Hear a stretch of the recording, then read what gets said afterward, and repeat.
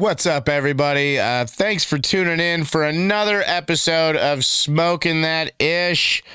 I, of course, am Martimus, as always. Good to see you guys. Glad to be here. Thanks for tuning in, whether it's your first time tuning in or whether you're here every week, trudging away with me, getting stuff done. Scruffy is in the building, just in case you were wondering. He is around. He's just not right here. So he's fine though. Just so you know, Scruffy's okay. He's all right. No need to freak out. All right. Talking about dogs, pets, puppies. Our puppies are officially all gone, the 9 puppies that we had at the house. For those of you that don't know, we rescued a pit bull, blue nose pit bull, and she ended up being pregnant with black lab puppies. And we took her to the vet, and they found 5, and she ended up having 9. And today we just finally got rid of the last one. So the last one of those puppies is gone, and now we have the house back in order, and I have to redo my laundry room. So that is in my near future, when I'm done paying off this SUV. I'm just gonna say it a bunch. If I sound funny, if I sound bad, I have COVID. I got diagnosed. When did we get diagnosed with COVID? Like Tuesday or something? Yeah, like Tuesday or something like that. Not terrible. 4th time I've had it. High risk. So got that going for me. And I don't know, what's it like where you work? How is it at your job? Is there still COVID policies anywhere in South Dakota going on? Because here, none. Like, not that, and I'm not complaining, mind you. I'm not complaining at all. I got to go to work. I had the option of wearing a mask or not. I chose to wear it the first day because I was concerned with how other people felt. And apparently there was just some people that felt like shitting on people for going to work when they have COVID. They would just, be shitty, ask me what I was doing there. Like, how did I have the audacity to show up at work when I had such a horrible disease? Because I can't afford the $100 to not show up to work. I got bills, kids. I'm actually super behind right now. Grinding, dude. Gotta grind. I don't have a choice. Can't do anything else. How do you guys feel? If you got COVID right now, would your ass be going to work or would you be taking some days off? Let me know in the comments. Hit me up. Let me know how you feel about people going to work with COVID. Do you think that by now you're either good or not, or do you think it's still a really big deal? Let me know what you think. I know it's not a popular thing to talk about, but we haven't talked about it in a while. I want to know if people still feel, sketch about it. And it's almost time, speaking of getting sick with every disease known to man, it's almost time for our kids to go back to school. The petri dish that is school. Almost time for our kids to return. I am going to be struggling to be getting the kids all the stuff. Well, they're going to get everything they need for school, but the stuff they want is going to be hard to get. So they might have a little bit of a light school year this year. Just on, they might have to downgrade some of their expectations a little bit. They'll have everything they need, but it might not be the coolest stuff out there. And how many other parents out there, how many of you guys are going through that, dealing with, dealing with tightening the belt? Bless you.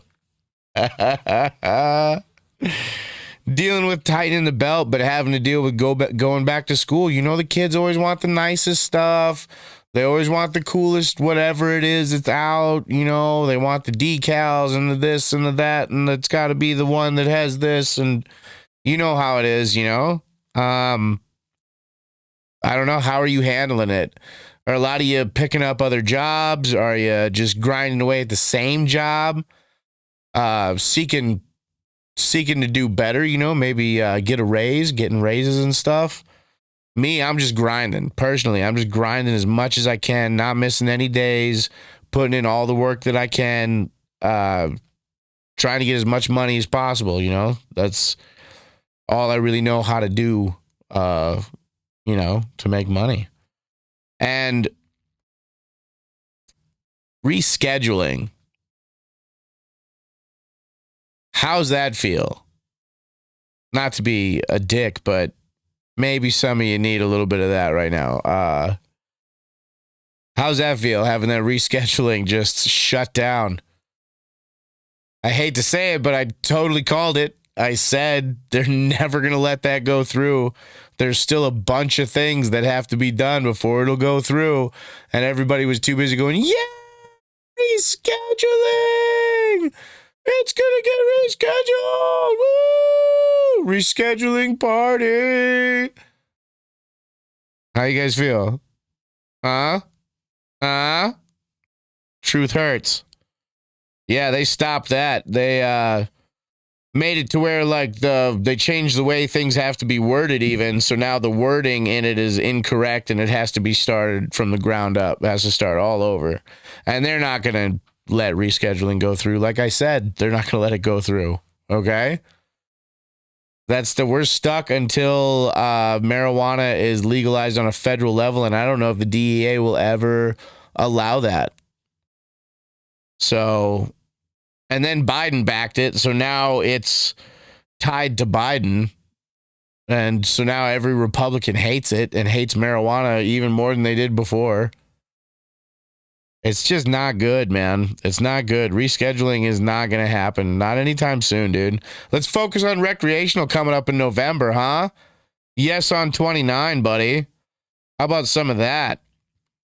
And I don't know if you've noticed at all that I am, I don't know, a little more subdued, a little more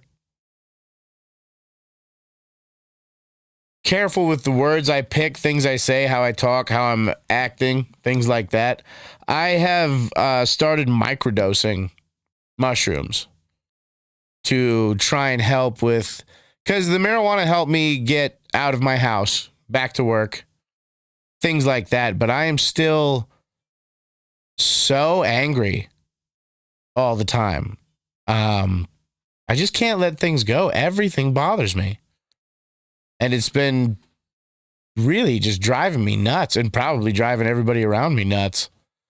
Really. So I've started doing this, and it's not that I'm less of a dick or that my views on anything have changed or anything like that, but I'm much more willing to listen to the other side of a conversation now. I'm much more aware of how my words affect a conversation and affect other people. You know? I don't know. I just feel like, I don't know. I feel like it's beneficial and it's helpful, and that we really, really should study some microdosing psilocybin. You know, we really, really should. It's, I don't know. And I'm not condoning other people to do this. Unless if you're an adult, make your own decisions. I'm not condoning anybody to do this or do anything that I do. I'm simply explaining in an educational form what I'm doing in case people notice how I'm acting different or I'm doing things differently than I used to. You know, I'm not advocating for it or anything. I know nothing of the legalities of that. So I'm just saying for me, and it's very small, very tiny amount. And you know, no psychoactive effects or anything like that. I wouldn't want that. That would be horrible. But in small amounts, people all over the country are microdosing psilocybin, and seriously, it could be a really good treatment for depression and anxiety and stuff like that. For me, who knows? Maybe it could help me not have to smoke anything someday, since my lungs and my heart are both high risk, could be extremely beneficial. Let me know what you think. Once again, more reasons to comment, dude. I just want to hear from you guys, for real. Let's keep some conversations going here. It's nice to hear from you guys. Anyways, I told you I was going to bring the prof poster in. I brought it. There's 2 of them. Ugh. That rubber band was on there, bro. Look at that. Look at that. Isn't that sweet? Can you see it on there good? Yeah. Huh? Isn't that cool, dude? Little Bob Ross style. Heck yeah, dude. And they're signed. Both of them are signed. And not like just printed signed, but like actually signed. So that's pretty cool. Those will be going in frames. You'll see one up here behind me. Whenever I have enough money to buy one on frame. Money is tight right now. I just wanted to share that with you guys since I said that I would. I wanted you to see it. I went and I got the rest of the Pitbull Acres runts from East River Farms today. And I bought... smells real good, real fruity, real nice. I bought all they had, so you guys can't have none now. It's all mine. See this here? Mine. You get none. This mine now, you none. Me, this, you not. Got it. What? Mine now. Because, for $100 an ounce, dude, it smells super fruity, and I took it home, I ground it up, I smoked it. It tastes super fruity. It's really good for $100. It's... why go and break the bank trying the crispiest, freshest nugs, bro, when you can get good weed for $100 an ounce? That's nuts. $100 an ounce, dude, buddy. You used to have to buy a QP to get $100 an ounce. Okay, you used to have to spend real money back in the day. And this, since they didn't have a full ounce of that, I got what they had left. And I noticed, dude, Pure Bliss is rapid fire putting out strains, dude. Holy cow. Pure Bliss has so many strains at so many different dispensaries, and that's not counting pre-rolls, dude. Pure Bliss, your guys' production is off the charts. If you are a huge fan of Pure Bliss right now, you are a happy person, dude, because they are absolutely killing it. So many 30%ers out there from everybody, too. Ridiculous. 30% summer. What's up? Said so. Anyways, nobody listened to me, but I'm going to keep saying the truth, and eventually people going to listen. Boom. This is Terp Daddy. And once again, I apologize for my voice. This is Terp Daddy, which I also got at East River Farms from Pure Bliss. And this was just one of the prettiest looking ones. The nugs that they have, some of the nugs are bigger. I wish I would have gotten a bigger nug, but this is still a fat nug. Like, this is a very nice cola for those of you technical term turds out there. Super sticky, super dense, but soft. Very, very cool. Definitely going to be a sweeter one because I'd lean more towards... He noticed just by showing me different strains that I was kind of reacting more to the sweeter smelling ones. So he started busting those out. Like, the guy was a really good bud tender that was there. I didn't get his name. I should have really got his name. I got this hat there. Spent $150 there at East River Farms dispensary. And you get this bucket hat, dude. And I would have wore it for the show like I told him I would, but you can't wear these headphones with it at all. There's no way to do it and not look ridiculous in a way that would have taken away from the show, according to critics. Anyways, yeah. So congrats, Pure Bliss, and I'm probably going to be checking out East River Farms again if they've got more strains for their $100 ounces. If it's all from one company, I probably won't check it out unless it's all from Pitbull Acres. Then I'll check it out.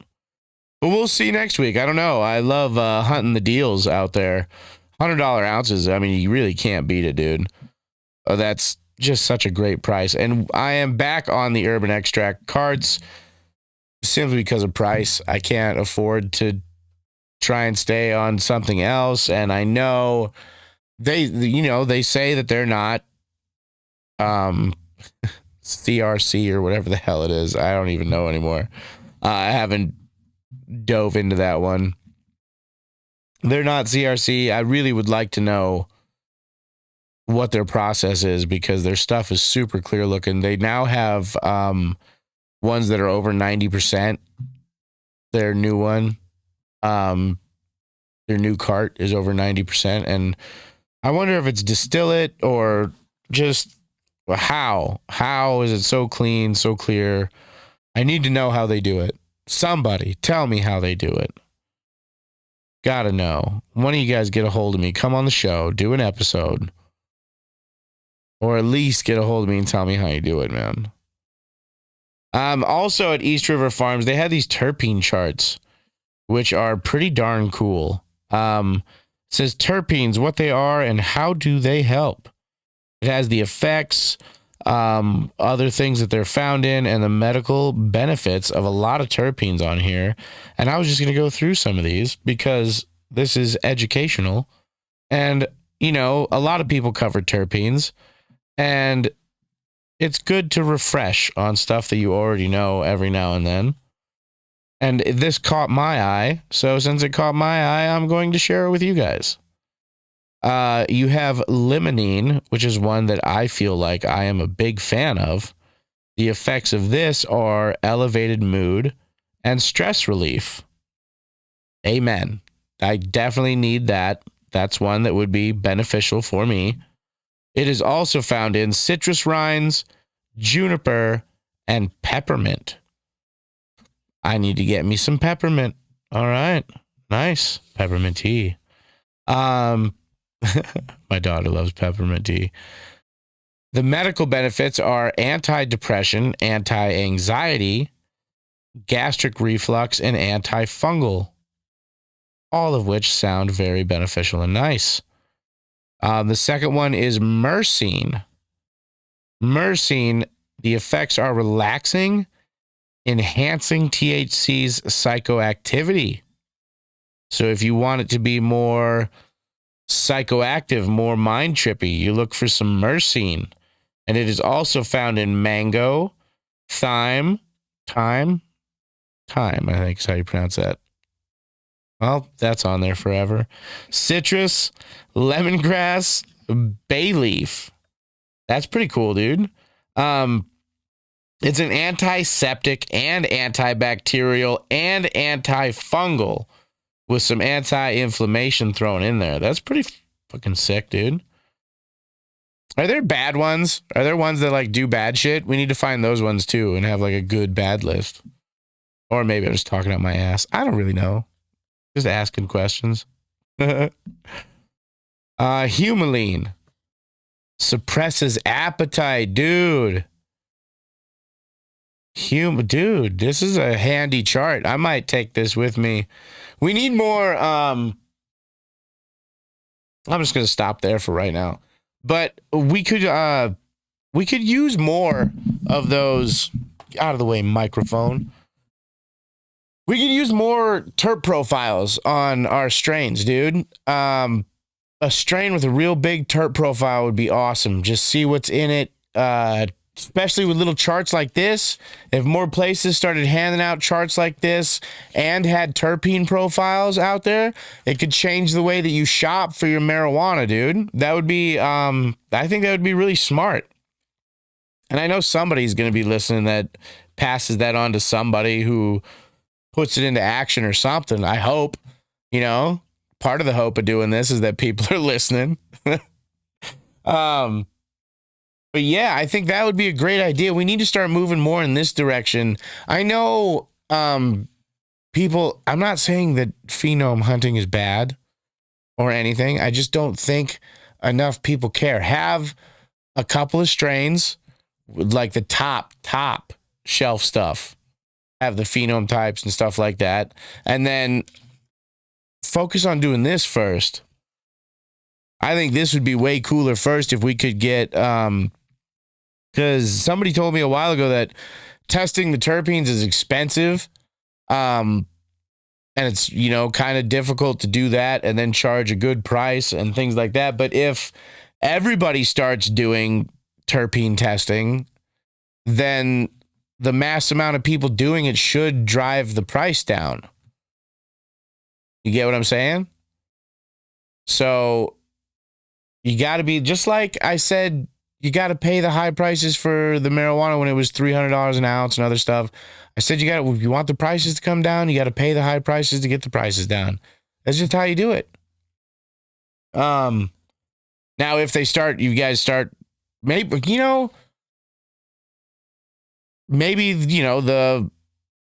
the cultivators and stuff in South Dakota should form a group. Not so much, I don't know, I guess you'd call it a union, basically.